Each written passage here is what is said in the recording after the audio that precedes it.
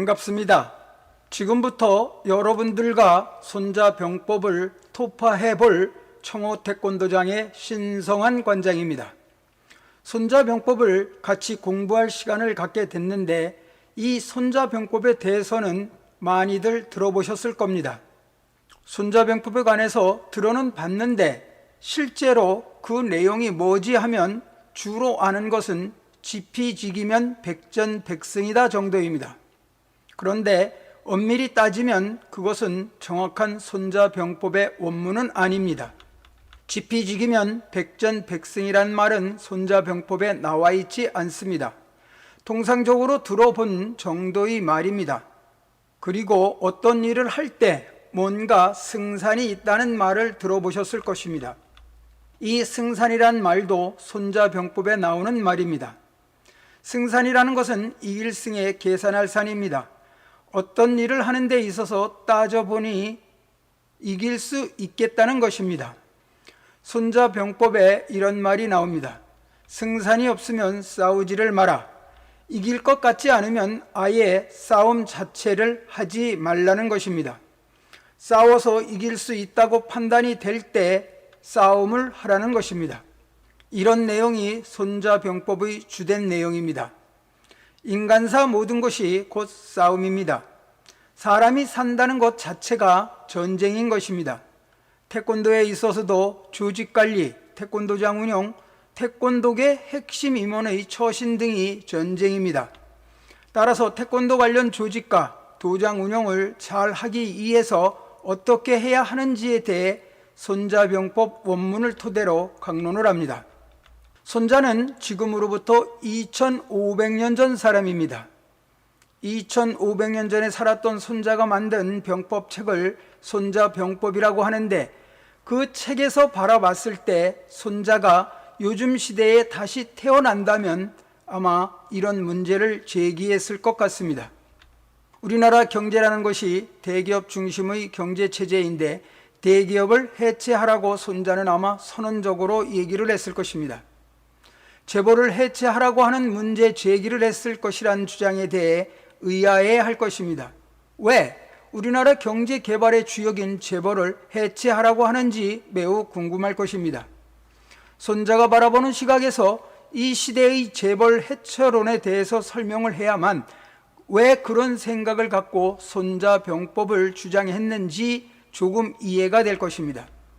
손자가 태어난 시기를 우리는 춘추 전국시대라고 합니다.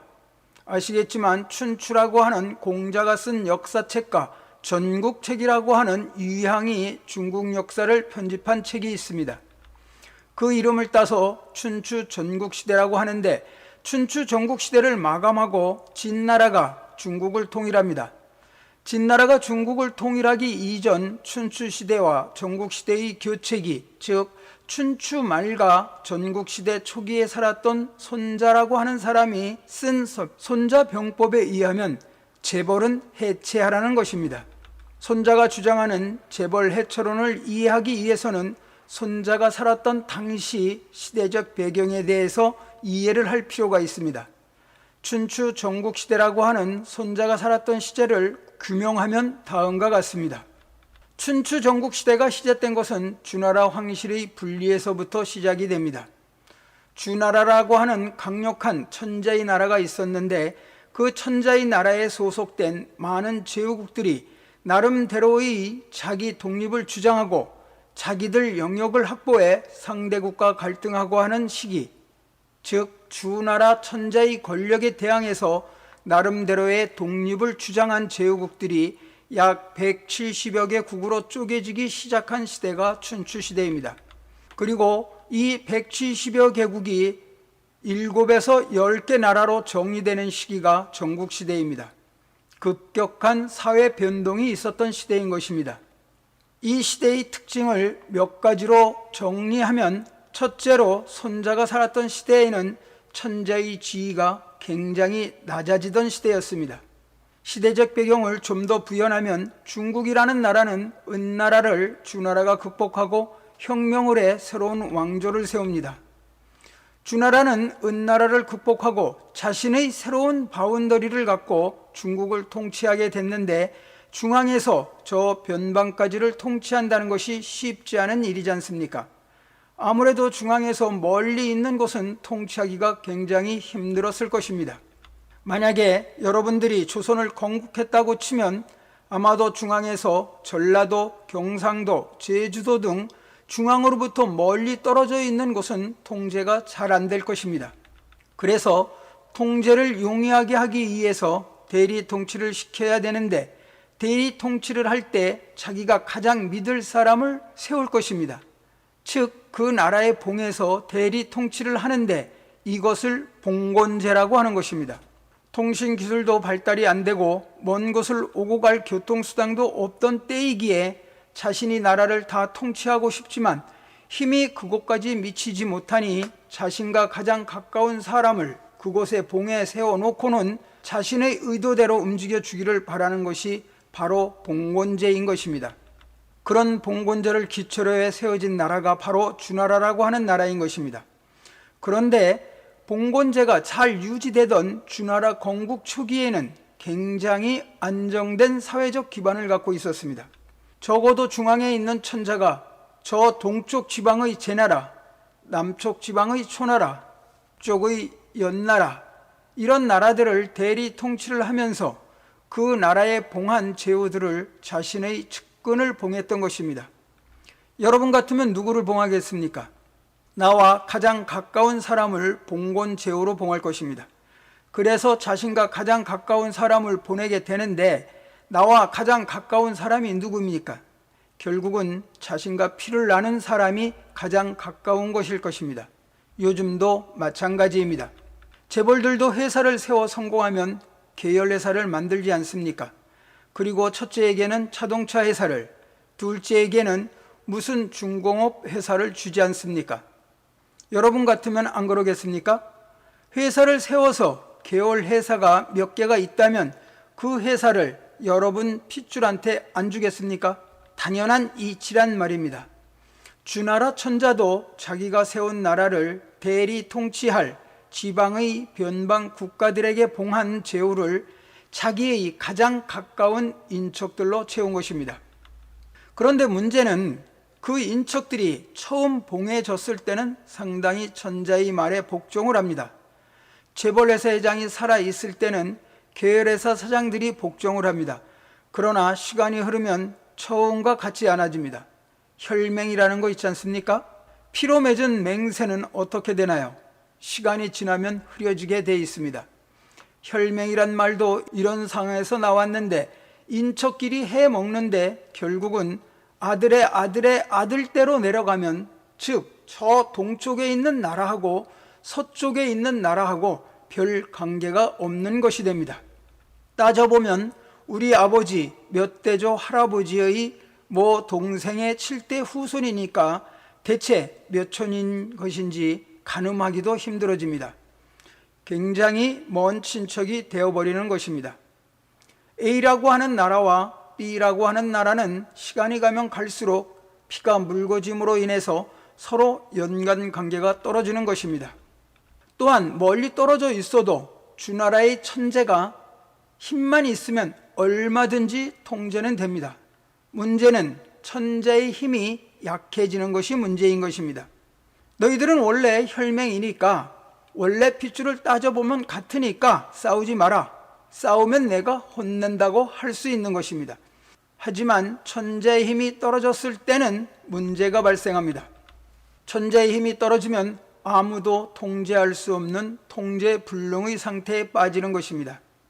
통제불능이 되면 각각의 나라들이 아무런 관계가 없는 상황이 되는 것입니다. 즉 핏줄 관계가 희박해지는 상황이 돼 관계가 없어지는 것입니다. 그러면 어떤 나라는 정치를 잘해서 많은 사람들이 그 나라로 모여들게 되고 그 결과 부강한 나라가 됩니다. 즉 세금 수입도 많아지고, 세금 수입이 많아지니 군대도 더 많이 키우게 되고, 군대가 커지니 이웃 나라를 침략해 뺏고 싶어지고, 결국은 옆 나라를 툭 건드려 볼 것입니다. 천재의 힘이 강하면 꿈도 못 꾸는 상황인데, 천재의 힘이 약해지니 혈맹끼리 싸우게 되는 것입니다. 힘이 강한 나라가 약한 나라를 건드리고 땅을 뺏으려 하면 천자가 힘이 강하면 너희 형제끼리 싸우면 안 된다고 말려줍니다. 부모님이 계실 때는 형제들끼리 싸우면 부모님이 통제를 해주지 않습니까? 근데 부모님이 안 계시면 형제끼리 티격태격 싸워도 해결해 줄 사람이 없는 것과 같은 이치입니다. 그런 식으로 제후들끼리 서로 경쟁하고 싸우기 시작하는 상황으로 천자의 힘이 약해져 주나라가 170여 개의 나라로 쪼개져 분리가 된 그 시대를 춘추시대라고 부르는 것이고, 그 중에서 강한 7개국에서 10개국 정도로 재편되는 상황을 전국시대라고 하는 것입니다. 손자는 바로 이 춘추 말기에서 전국시대로 넘어가는 과도기 시대의 사람인 것입니다. 사회가 끊임없이 변하며 새로운 사회 현상이 싹트고 정착되는 시기의 사람인 것입니다. 주나라 천재의 지위가 강해서 다들 꼼짝 못할 때는 꿈도 못 꾸던 상황이 어느 때부터 약육강식의 시대로 강한 나라만 살아남고 약한 나라는 도태되는 경쟁시대로 돌입한 것입니다. 경쟁의 시대에는 어떻게 해야 살아남습니까? 힘이 있어야 됩니다. 그럼 어떻게 해야 힘이 길러지겠습니까? 변해야 길러집니다. 어떻게 변해야 할까요? 새로운 시대 환경에 맞게끔 자신을 변화시켜야 힘이 길러집니다.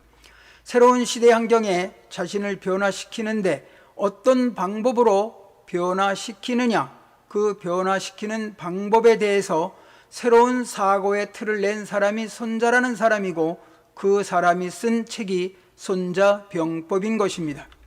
우린 이 책을 살펴보기 전에 그럼 손자가 쓴 손자병법이 전쟁에 관한 전략서인 관계로 손자가 살던 시대와 그 이전 시대는 어떻게 달랐는가에 대해서 생각해 봐야 합니다. 적어도 손자가 살던 춘추시대 말기와 전국시대 초기를 기준으로 해서 이전과 이후의 전쟁 양상에 있어서 굉장히 큰 차이를 보입니다. 어느 정도 차이가 있냐면, 당시에 전쟁이라고 하는 것은 명분전쟁이었습니다. 명분전쟁이라는 것은 손자 이전 시대에는 주나라 천자가 살아있을 때 나라 간의 전쟁이 땅을 뺏는 싸움은 큰일이 나는 상황이었습니다. 전쟁이라는 용어를 보면 정복한다, 정보를 한다는 의미가 있습니다. 한자를 풀이하면 갈행자와 발을 정자로 구성되어 있습니다. 다시 말하면 이 정이라는 것은 A라는 제후국과 B라는 제후국이 있고 천자가 있습니다. B가 뭔가 정치를 잘못합니다.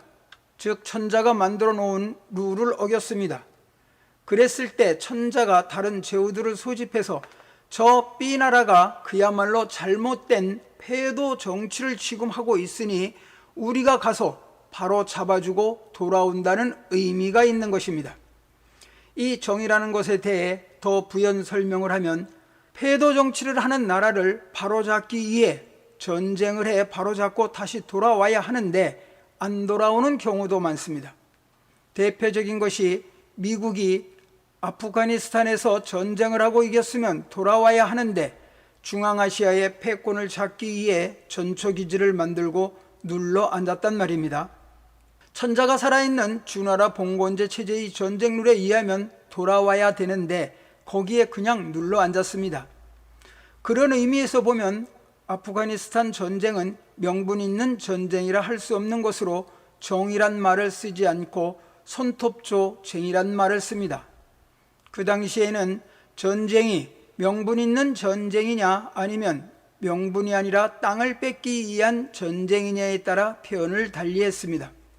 역사가의 기록이 A와 B나라와의 전쟁이 정으로 기록되면 그것은 잘못된 정치를 하기에 가서 잘못하고 있는 정치를 바로잡고 새로운 왕을 세워 정치를 잘할 수 있도록 하고 돌아온 전쟁을 말하는 것이고, 그 반대로 땅이 욕심이 나서 땅을 뺏기 위해서 싸운 것으로 쳐들어가 통합시켜버린 전쟁은 쟁을 했다고 춘추 전국시대 역사에는 기록이 되는 것입니다. 춘추시대의 전쟁 양상을 좀 더 가늠해 볼 수 있는 상황을 살펴보면 춘추라고 하는 역사책에 이런 말들이 있습니다. 불가상이라는 말이 있습니다.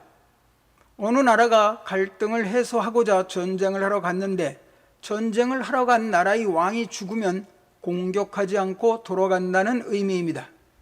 전쟁에서 그게 가능한 것일까요? 전쟁이라고 하는 것은 이기는 게 목적인데 어떻게 싸우러 갔는데 그 나라의 왕이 죽었다고 삼가 조의를 표합니까? 상중인이 나중에 다시 와서 공격하지요 라고 할 수가 있겠습니까? 하지만 손자 이전의 전쟁은 그런 상황이었습니다. 이 명분론을 알아야 손자가 쓴 손자병법을 이해할 수 있습니다. 좀 더 다른 명분론적인 말을 더하면 불인흉이라는 말이 있습니다.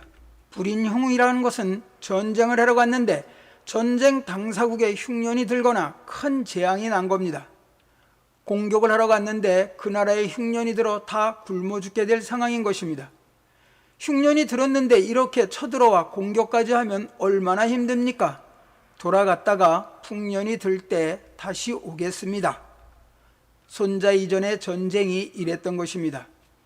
또 불금이모란 말도 있습니다. 머리카락이 두 가지 색깔로 된 사람은 사로잡지 않는다. 이해가 되세요? 흰머리, 검은머리 섞여 있는 사람은 포로로 잡지 않는다. 즉 나이가 먹은 사람은 포로로 안 잡는다는 것입니다. 얼마나 우아합니까? 얼마나 기적적입니까? 연세가 드셨는데 포로까지 되시면 얼마나 힘드시겠습니까? 오늘은 포로로 안 잡겠습니다. 나중에 뵙죠. 뭐 이런 전쟁 룰이었던 것입니다. 하나 더 예를 들겠습니다. 불중상이란 룰은 안이불, 거듭중, 손상상자로 거듭 손상시키지 않는다는 것으로 한 번 찔렀으면 두 번 찌르지 않는다는 것입니다. 군자가 한 번 찔러서 고통받는 사람을 어찌 또 찌릅니까? 손자 이전의 전쟁이라고 하는 것은 어떻게 보면 게임으로 스포츠 같은 성격의 일종으로 A라고 하는 제후국과 B라고 하는 제후국 귀족들이 서로 만나서 이제부터 전쟁을 시작하도록 하겠습니다. 준비되셨나요? 나도 준비됐습니다. 그럼 시작하겠습니다 라고 하는 방식으로 전쟁을 하던 시절이었던 것입니다. 그래서 당시의 전쟁은 대부분이 편전이었습니다. 편전이라는 것은 나와 적들이 일렬로 쭉 나란히 서서 싸우는 것입니다. 다시 말하면 저쪽에 3,000명 군대가 일렬로 쭉 늘어서고 이쪽도 3,000명이 서로 벌판에서 일렬로 쭉 늘어서서 준비 시작 돌격 앞으로 와 하고 서로 달려가 상대를 찔러 무력화시키는 전쟁 방식이 편전인 것입니다. 아마도 역사 영화에서 많이들 보셨을 것입니다. 손자 이전의 전쟁 양식이 바로 이 편전 양식의 전쟁이었던 것입니다. 다시 말하면 손자가 살던 이전 시대에는 전쟁이라고 하는 것은 그야말로 귀족들의 일종의 룰이 있는 게임이요 스포츠였던 것입니다. 전쟁을 하는 데 있어서 앞에서 강론한 대로 전쟁의 예를 지키면서 상대가 예의 있게 이제 그만하지요. 그러면 그만할까요? 내가 진 것 같습니다 라고 하면 그럼 나중에 다시 공격하겠습니다. 이런 식으로 전쟁 룰을 지키며 우아하게 전쟁을 하던 시절이었던 것입니다. 만약에 그 룰을 어기면 지탄을 받습니다. 글쎄 저놈이 남의 집을 쳐들어갔는데 그 집에 상사가 났는데도 공격을 했대. 이러면 주변 제후국들이 공격을 한 사람을 비난하는 것입니다. 예의 없는 놈, 너는 명분도 없고 어떻게 사욕을 못 이기느냐. 저런 놈을 그냥 놔두면 안 된다. 우리 모두 저놈을 공격하자. 룰을 안 지키면 주변 제후국들에게 당하는 겁니다. 손자 이전의 전쟁이 이런 식이었던 것입니다. 그런데 앞에서 강론했듯이 춘추 시대와 전국 시대로 넘어가는 그 시기가 바로 전쟁 양상이 바뀌는 시기였습니다. 손자봉법이 쓰여진 시기에 대해 다른 예를 하나 들어보겠습니다. 손자가 활동하기 100여 년 전쯤인 BC 60년 전, 그러니까 기원전 648년으로 손자가 활동한 시기가 500년대쯤 되니까 한 100년 전이겠네요. 그때 서로 간에 갈등하는 두 나라가 있었습니다. 중국 남쪽에 있는 초나라라고 하는 강대국과 북쪽에 있는 송나라라고 하는 두 나라가 전쟁을 하게 됐습니다. 아주 우아한 전쟁을 했습니다. 송나라의 왕은 양공이라는 사람이었고 상대국 초나라의 왕 이름은 잘 모르겠습니다. BC 648년 11월 찬바람이 불어오는 초겨울에 둘은 약속을 했습니다. 홍수라는 물가에서 만나 한번 붙어보자. 당신은 기습전쟁은 상상도 못할 때였습니다. 그래, 한번 겨뤄보자. 당신과 나와의 갈등 해소를 위해서 홍수에서 만나 한번 갈등을 풀어보자라고 약속을 했습니다. 그래서 송나라 양공은 그의 젊은 아들인 모기와 같이 초나라와의 전쟁을 하러 홍수로 갔습니다. 홍수라는 강이 흐르는 주변 지역이 약속한 전쟁터라 여기에 송나라 군대는 먼저와 진을 치고 있었고 초나라 군대는 이제 막 강을 건너려 하고 있었습니다. 근데 병사들 수를 보니까 송나라 양공이 이끄는 송나라 군대는 몇만 명밖에 안 되는데 초나라 군대는 4배 정도로 병력이 많은 것이었습니다. 그러니까 당시 전쟁 양상인 편전 양상으로 나란히 쭉 서서 이제부터 싸웁시다. 공격 앞으로 하면 누가 지겠습니까? 당연히 송나라가 지게 되겠죠. 그러니까 당시 전쟁 양상인 편전 양상과 전쟁 룰대로 우아하게 기습, 매복, 화공 등 다른 꼼수 없이 쭉 늘어서서 공격 앞으로 하면 초나라가 이길 수밖에 없는 것은 당연한 것 아니겠습니까? 송나라 양공은 진을 다 치고 대기하고 있는데 초나라 군대가 새까맣게 홍수를 건너오는 겁니다. 송나라 양공이 보니까 그대로 싸웠다간 당연히 지게 생겼거든요. 한참 고민을 하고 있는데 그 옆에 있던 그의 아들 모기가 저 아버님, 아무리 명분도 좋고 게임의 룰도 좋지만 저 초나라 군대가 우리보다 4배는 많아 보이는데 홍수를 건너올 때 공격해야 우리가 이길 수 있지 않겠습니까? 지금 공격하지요 라고 하니까 송나라 양공이 뭐라고 했겠습니까? 안 된다. 군자가 적이 진을 다 치기도 전에 어려운 상황에 처했을 때 그 틈을 타 공격하면 군자의 도리가 아니다라고 과감하게 거부합니다. 적보다 적은 병사수를 만회할 절호의 기회를 놓친 그 사이에 초나라 군대는 물을 다 건너 진을 치려 바쁩니다. 이때 모기는 다시 아버지인 양공에게 아버님, 지금이 마지막 기회입니다. 지금 공격 안 하면 우리는 다 죽습니다. 지게 됩니다. 지금 공격해야 됩니다라고 간청을 합니다. 양공 왈, 어허, 군자는 끝까지 예를 지켜야 되는 법. 정식으로 적이 진을 다 치고 난 다음에 서로의 예를 표하고 서로의 힘을 겨루는 것이 군자의 도리인 것이라고 모기가 제안하는 기습 공격할 기회를 거부합니다. 아들 모기는 가슴이 탔습니다. 결국은 초나라 군대가 무사히 홍수를 건너서 진을 치고 송나라 군대와 편전을 치르게 됩니다. 초나라 군대와 송나라 군대는 4대1의 숫자로 들판에 서서 싸웠습니다. 결과는 뻔한 것 아니겠습니까? 송나라 양공은 화살에 맞아 죽습니다.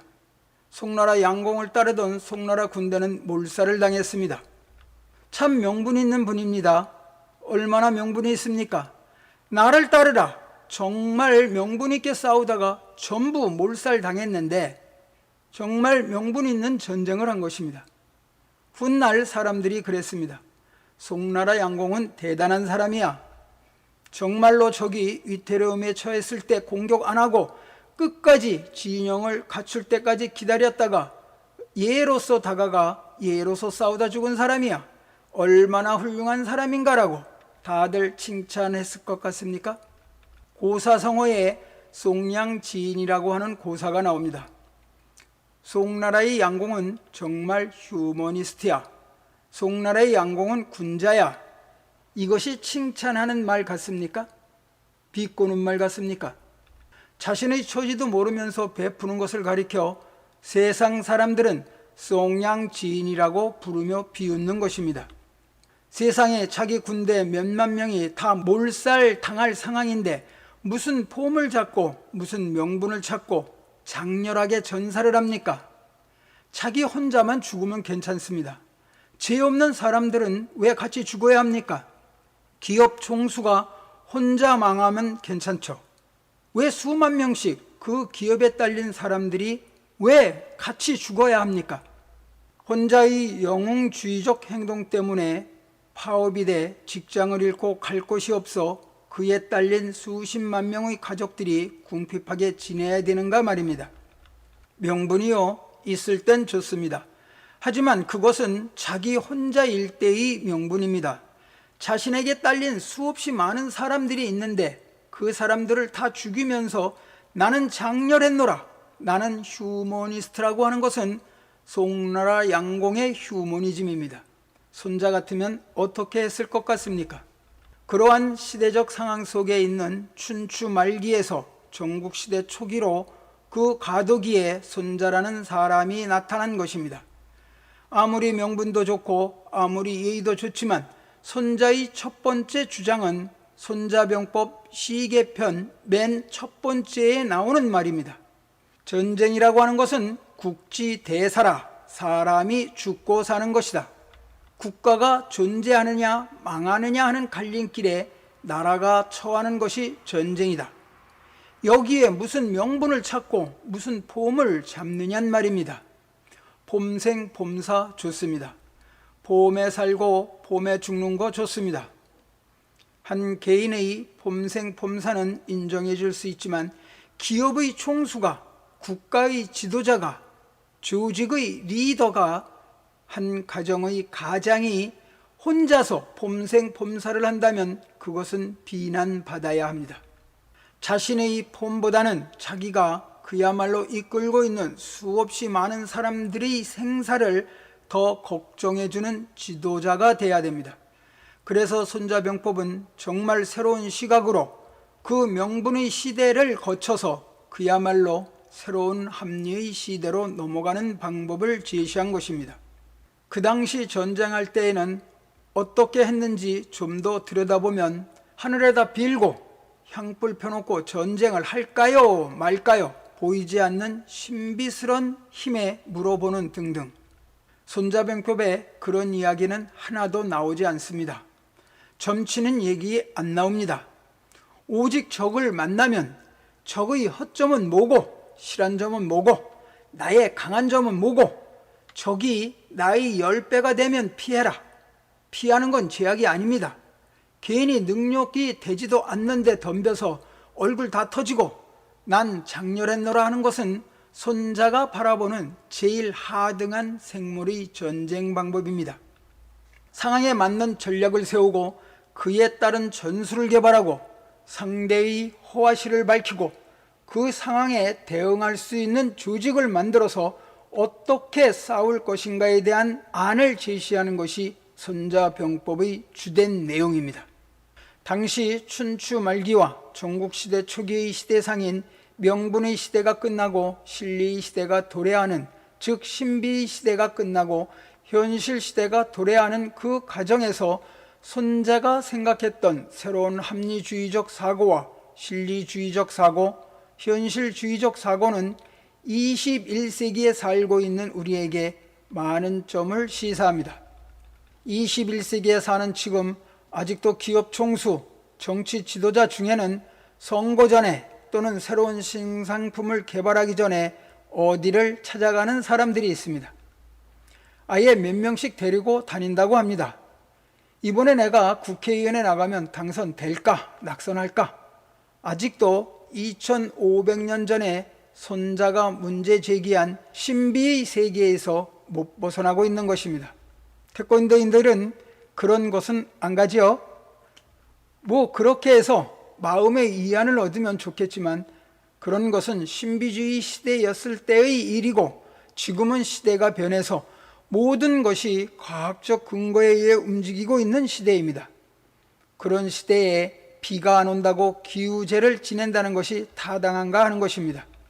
예로 태권도장을 개설해서 하늘에 있는 보이지 않는 힘에 잘되게 해달라고 비는 것이 타당하냐는 것입니다. 또 조직의 핵심 임원이 조직의 문제점을 파악하고 미래 지향적 정책을 수립해서 이끌어가는 것이 타당한 것인지, 아니면 온종주의와 무당과 점괘에서 나온 상황에 입각해서 조직을 운영하는 것이 타당한 것인가 하는 것입니다. 기우제를 지내는 것이 옛날에 이런 일이 있었다라고 보여주기 위한 것이라면 이해를 할 수는 있겠으나, 비가 안 온다고 그것에 매달리면 안 됩니다. 한 개인이 내가 너희들을 책임질 테니까 나를 따르라라는 영웅주의적 행태는 이제는 더 이상 안 됩니다. 객관적이고 현실적인 사고에 의해서 조직이 좀 더 현실적으로 발전할 수 있도록 하는데 일조할 수 있는 시대적 지향점을 찾기 위해서 손자병법을 필자 나름 이해하고 실생활에 적용하고 있는 관점에서 태권도인 여러분들과 같이 공부해 보고자 합니다. 손자병법에는 그런 다양한 전술들, 즉 살아가는 지혜들이 있습니다. 참고로 당시 시대 상황을 정리한 책이 몇 권 정도 있는데 같이 살펴보도록 하겠습니다. 중국의 여러 가지 고전들 중에서 손자랑 같은 시대에 살았던 그 시대의 손자는 새로운 시대의 신사고로 나아가야 된다고 했는데, 다른 철학자들은 어떤 사고를 가지고 있었을까요? 그것이 궁금하지 않습니까? 손자와 거의 같은 시기의 인물로 공자가 있습니다. 공자는 당시 대세인 명분을 앞세웠던 인물입니다. 공자의 명분론이 필자는 나쁘다고 생각하지 않습니다.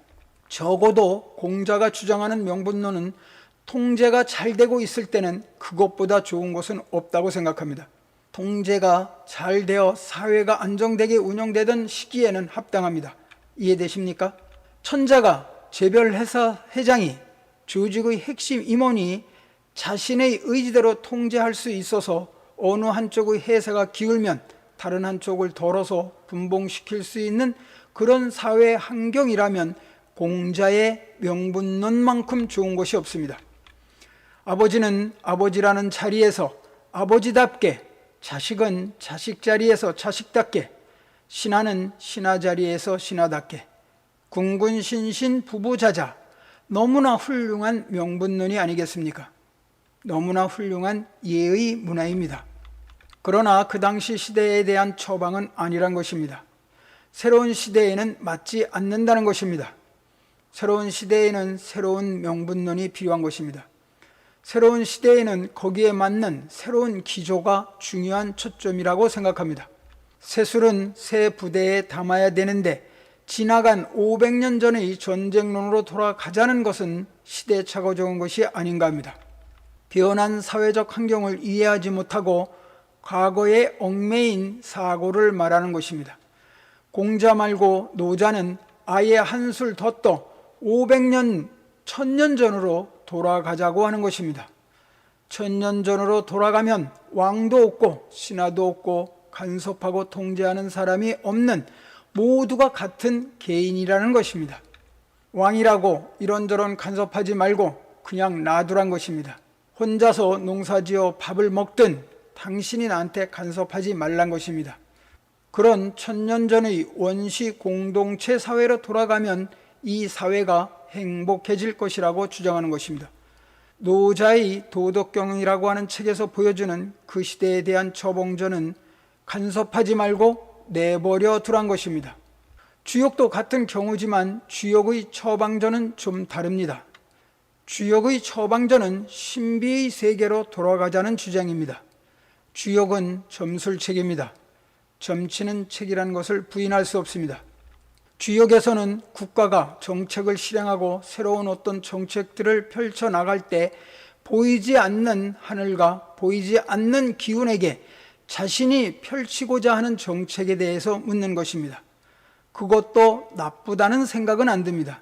왜냐하면 어떤 일을 하기 전에 마음을 가다듬고 한번 생각해 보면 그보다 좋은 것이 어디 있겠습니까? 주역은 얼마든지 이 시대에도 충분히 그런 의미로서 자신이 하고자 하는 일에 대해 경건하게 침착하게 한 번 더 생각하게 하는 중요한 메시지를 전달한다고 생각합니다. 아울러 지금 여러분과 같이 공부하려고 하는 손자병법은 어떤 일을 하고자 정책적으로 결정하는 것도 아니고, 그렇다고 500년 전으로 돌아가자, 아니 1000년 전 원시 공동체로 돌아가자는 이야기는 아니지만, 적어도 춘추 시대에서 전국 시대로 넘어가는 굉장히 불확실한 시대에 신비에서 합리로 넘어가고 복고에서 새로운 진보의 세계로 넘어가는 그 시대에 손자가 바라본 처방전이 적어도 우리가 사는 이 시대 전반에서 특히 태권도 관련 조직과 도장 운영에서 유효할 것이라는 생각을 합니다. 적어도 21세기를 사는 현 시점에서 한 번은 생각해 볼 가치가 있다고 생각합니다. 총 43부에 걸쳐 손자병법 13편을 미흡하지만 손자가 제시하는 처방전의 내용이 뭔지 하나씩 토파해 나가는 시간을 갖고자 합니다.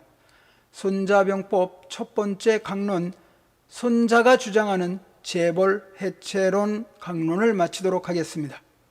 다음 2부에서는 벤처인이 된 손자에 대해서 강론합니다.